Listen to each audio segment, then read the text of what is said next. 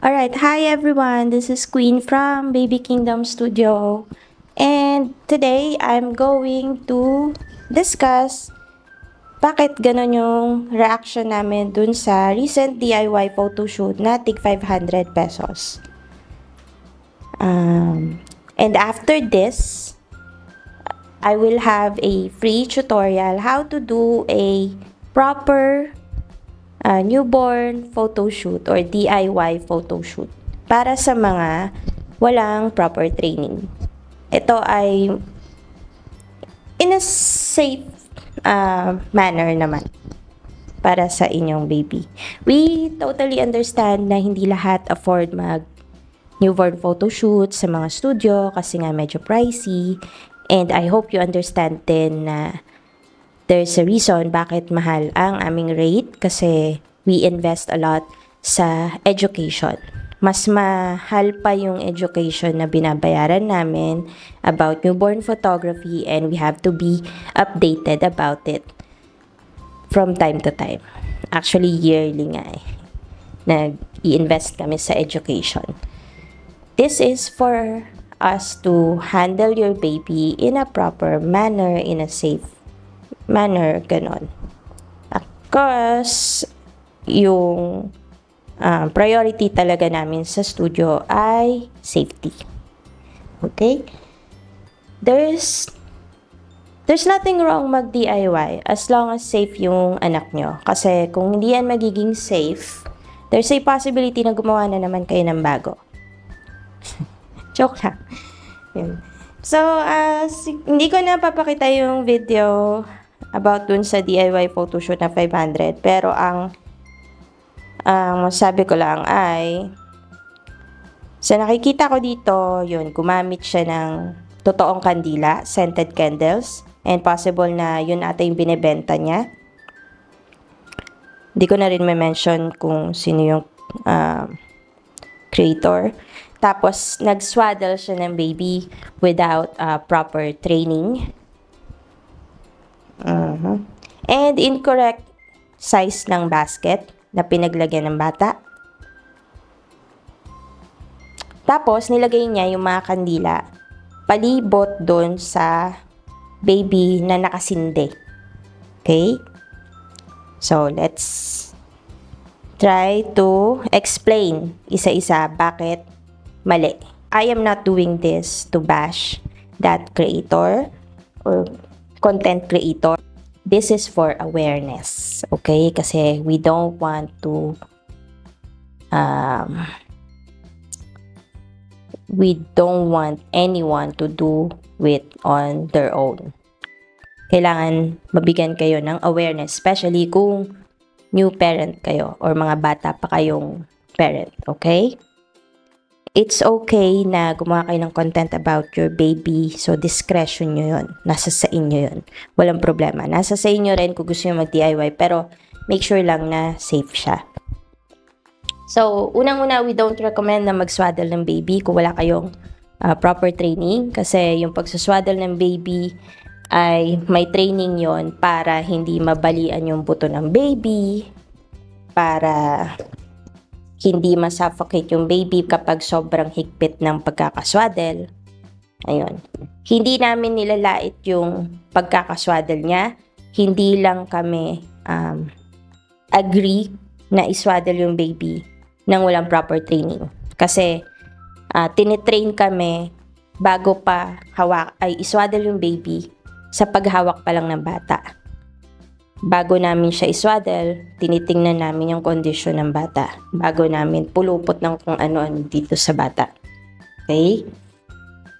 So, ayun. We don't recommend na mag-swaddle kayo ng baby without training. Kasi mabalian nyo yung paan ng baby. Kawawa naman. Gagawa kayo ng bago. Or masuffocate nyo yung baby kasi sobrang higpit na swaddle. Kawawa din yung baby. Tandaan nyo, yung ano nito, yung chest ng bata, sobrang lambot niyan.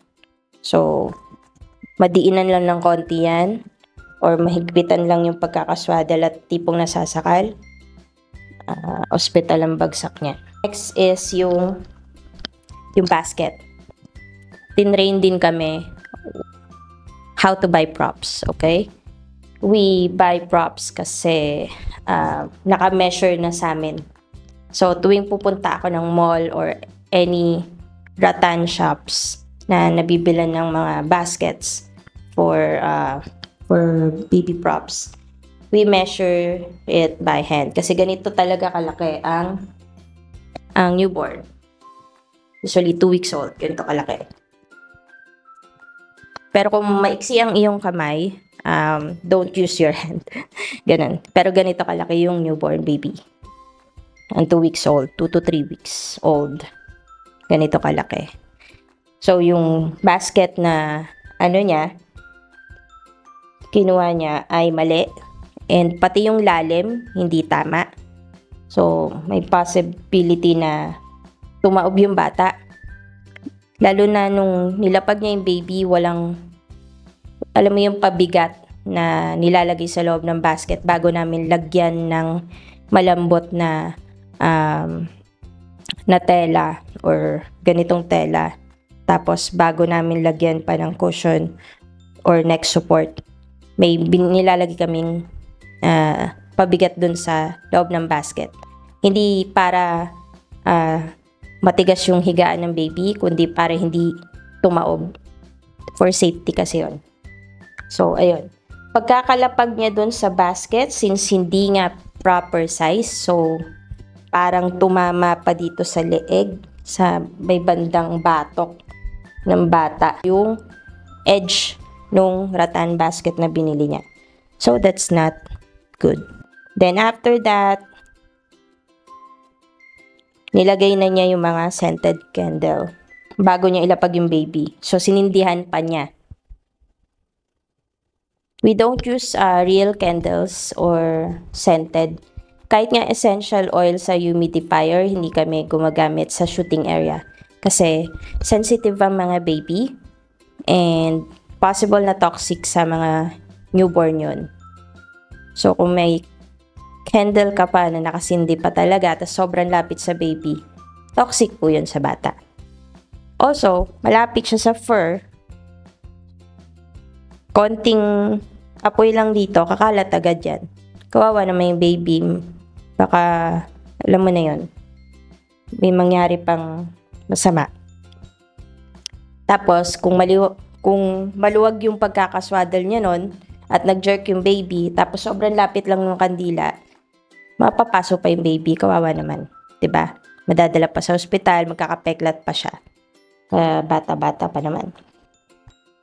What else?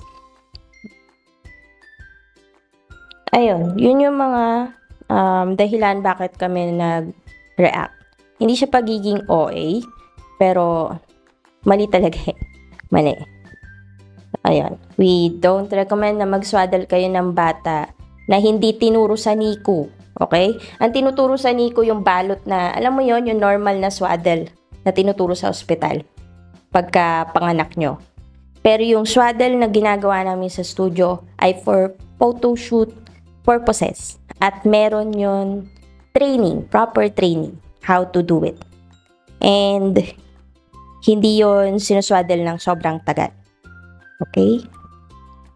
Pati yung pagbili ng mga basket or rattan props, may proper training din kaming kinukuha tungkol dyan. Hindi namin basta-basta binili yun kasi cute. We make sure na safe siya sa bata. Ayun. Nilapag na sa katabi ng mga kandila, which is very wrong. Pag yan nasunog diretso dun sa bata, kawawa naman. Tapos masunugan ka pa ng bahay. 'Di ba? Gagawa ka na ulit ng bagong baby, tapos mawawala ka pa ng bahay. Sayang naman, 'di ba? Para lang sa 500 pesos na kinatipid mo. Again, there's nothing wrong na magtipid. Meron lang proper way ng pag-DIY photoshoot. And tuturo ko yun later on. Huwag nyo na laran yung ganong nakita nyong photoshoot. Kasi may mga nakikita ko sa comment section, ay, gawin ko rin, ganyan. No, don't do it. We don't use real candles sa studio. We don't use real flowers sa studio kasi yung pollen yung pollen ng flowers ay possible na allergen sa baby. And syempre, newborn pa yon, 2 weeks eh. Hindi nire-recommend na makasinghot ng kung ano-ano, lalo na kung pollen or fumes from candles. So, yung studio namin, malinis lang, ina-alcoholan lang, sanitation lang, yung mga kortina, isa-sanitize, lahat ng gagamitin na props sa sanitize. Yun lang yung smell. Amoy ospital lang. Ganun lang. Hindi kami gumagamit ng essential oil, hindi kami gumagamit ng scented candle para bumango yung studio. No. Amoy ospital lang tong shooting area kapag may newborn photoshoot. Okay?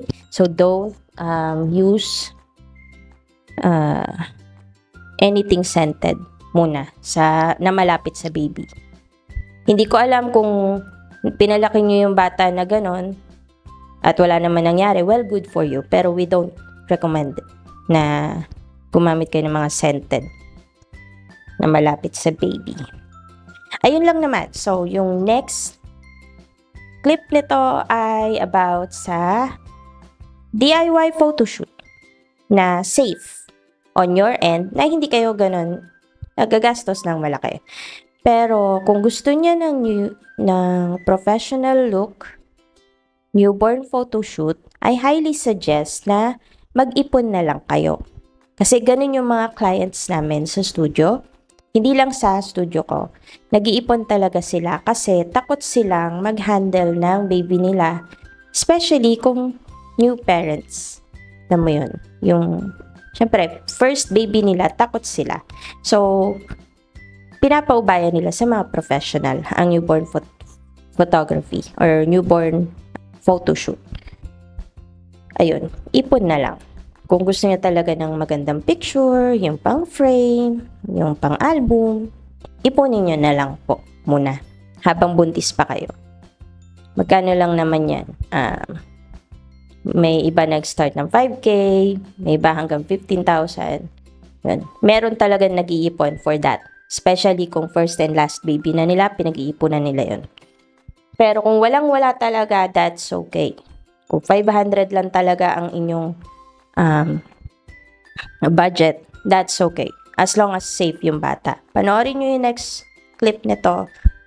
Ituturo ko sa inyo how to do it in a safe manner naman. Para, alam mo yun, walang ma-aksidenteng bata. Our next topic is yung free tutorial. How to do DIY newborn photo shoot sa inyong newborn baby. Let's say you only have 500 pesos. So, nakabili ka ng fur na ganito. Yan. Worth 500. This is not worth 500 anyway. So, ayan. Tapos, meron ka lang cute na romper or kung ano mga available na damit ng baby mo at home. Pwede na yun. Also, wag na kayo bumili ng swaddle, ng blanket for swaddle. Kasi we don't recommend swaddling your baby without proper training. May training po yan. How to do it. And I am not going to show it to you how to do it. Kasi we don't recommend it. Kasi yung hawak lang sa bata bago iswaddle ay pinag-aaralan namin. May mga pinpoints din kami na inaaral kung ano yung dapat namin tingnan sa baby pagkahawak namin sa baby. Okay? So, ayan. So, kung meron na siyang damit, nabihisa na, na-change na yung diaper, tapos napadede nyo na yung baby, kasi kailangan busog siya, tapos napabirth nyo na yung baby, all goods na siya for photoshoot, tulog na siya, you can photoshoot the baby nang nakaganito lang. Hindi nyo na kailangan yung swaddle. Okay? Next is, so ito na. Lalapag niyo si baby ng dahan-dahan, no? Yan. Tapos, ipwesto niyo lang yung bed. Kung yung bed niyo ay malapit sa bintana, malapit sa pintuan, pwede niyo. So, bubuksan niyo lang yung bintana, para hindi harsh light yung yung, yung light. Pwede naman yung sheer curtain na white. Kasi yan yung makakapag-soft ng ilaw. Para yung tama ng ilaw. Maayos. So, for example lang maaraw, umuulan kasi ngayon. For example lang, kama nyo to. Hindi table ha, kama. Or sofa. Tapos patong nyo lang yung fur. Iga nyo lang si baby sa pinaka-comfortable niyang posisyon.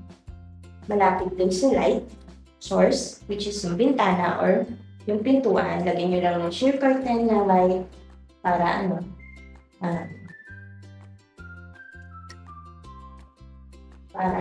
alam mo yun, soft nga yung tama ng ilaw. You can also use your phone to take pictures. Yung mga iPhone nyo, magaganda naman kuha niyan. Hindi nga lang ganun ka professional kasi hindi ganun ka kataas yung pixel quality niya. So, kung wala kayong mga professional tools na pillows like this, kasi ito ang mga gamit namin sa newborn session, mga ganitong pillows. Iba-iba size niyan. There's an explanation sa mga sizes nito, and I'm not going to teach you about that. Kasi I don't think naman na bibili kayo niyan for one-time use. So, you can use white towel like this. So, in order for the baby to be comfortable, nakaangat yung ulo, you can put this towel after nyo i-roll ng ganito, dahan-dahan dito sa ilalim ng ulo ng bata. Yan. Make sure na supported pa rin si baby ng husband nyo or kung sino man yung malapit. And then, para hindi siya mag-jerk pag ganun-ganon, pwede nyo rin another towel. Pero kung tulog naman, okay na yan. As long as nakaangat yung ulo niya. Konti. Okay? Tapos, kung ayaw nyo siya mag-jerk na pag ganon, pag gilid, or jerk na pag ganon, lagyan nyo lang ng towel sa magkabilang gilid. Para lang hindi siya gumalaw. So, you don't need to swaddle the baby. At all. So, ayan. Lagyan nyo lang support dito sa gilid, sa magkabilang gilid, and dito sa paa. Para lang hindi siya gumalaw sa ilalim. Yan. Face towel lang na white.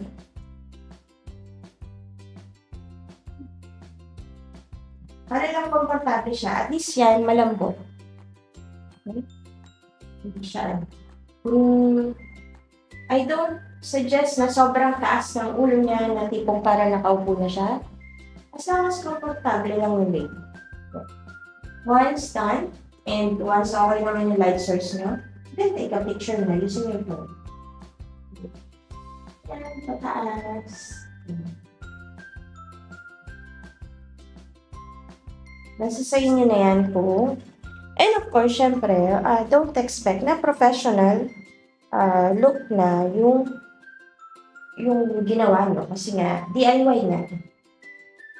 Just edit nyo na, lalagyan nyo ng filter sa Instagram. And that's it. Yan ay kung hindi nyo naman kailangan ng professional look photos. Ang kailangan nyo lang ay meron kayong remembrance about dun sa newborn baby nyo. Kuhanan nyo sila ng ganyan. Kuhanan nyo ng close-up. Kuhanan nyo yung tenga, yung mata, yung ilong, yung bibig. Kuhanan nyo na rin yung kamay, details ang tawag namin doon, nag-detail siya kami. Yung paa, yung pusod, kung ano yung din yun. Ayun, meron ka ng picture ng baby mo. Hindi mo na, pero kung gusto mo ng mga professional look na editing and posing, I highly suggest na mag-ipon na lang kayo pambayad ng newborn photographer. Pero kung wala talaga, it's okay to DIY. Pero ganito lang. Lapag-lapag lang. Lifestyle shoot lang. O kaya kargayin mo lang, tapos punta ka sa tabi ng bintana, tapos mag-setup ka ng tripod dyan, ng phone mo, tapos ganun-ganun ka lang. Yan. Ganun-ganun mo siya, nakap-yakap mo siya, tapos tingin ka sa camera, tapos hindi ka, ganun. Bigla mo lang siyang ganun. Yun, okay na yun. You don't need elaborate props na hindi ko alam kung saan yung kinuha or binili. You don't need to do that. Kung kailangan mo lang is picture or remembrance ng pagiging newborn. Okay? So, bakit ko to tinuturo? This is for the people na hindi talaga afford mag-newborn photography shoot. Ito ay sa mga hindi mapigilang magulang na mag-DIY. Yan yung mga mahilig mag-DIY. Walang problema doon, walang kaso doon. As long as safe yung baby. Huwag nyo na lang gawin yung napanood nyo na may kandila sa gilid. Ganun. So, ayun lang naman. I hope may natutunan kayo today. And I hope nakatulong talaga siya. And I hope huwag niyong gawin yung nakikita niyo mga DIY photoshoot recently. May kandila. Kasi hindi kami gumagamit ng totoong kandila or totoong flowers sa studio. Ayun, kung babae naman, lagyan mo lang ng bulaklak dito. Basta wag lang siya magmukhang, alam mo yung pinaglalamayan, yung sobrang daming bulaklak. Okay, isa lang. Wag totoong bulaklak, yung fake flowers. Kasi nga, yung pollens nun, baka allergen siya sa baby. Kawawa naman. Masingot pa ng baby. What else? Ayun. Kung gusto niyo talaga ng magandang photoshoot, I highly suggest pag-ipunan na lang. Kasi yung mga clients ko naman, marami akong clients na pinag-iipunan yung aking rate. Or yung iba din na studio, yung mga clients nila pinag-iipunan yung rate ng studio nila. Kaya, kasi nga, mas gusto nila magaganda yung kuha ng baby nila. Kasi nga, first baby, gano'n. Or precious sa kanila, mga newborns, kahit second child or third child. Alam mo yun. Sa kung mag-DIY kayo, make sure na safe naman yung bata. Hindi siya for the content lang. Okay? I guess that's it. I hope may natutunan kayo today. And you have a wonderful day. Thank you for watching. Bye.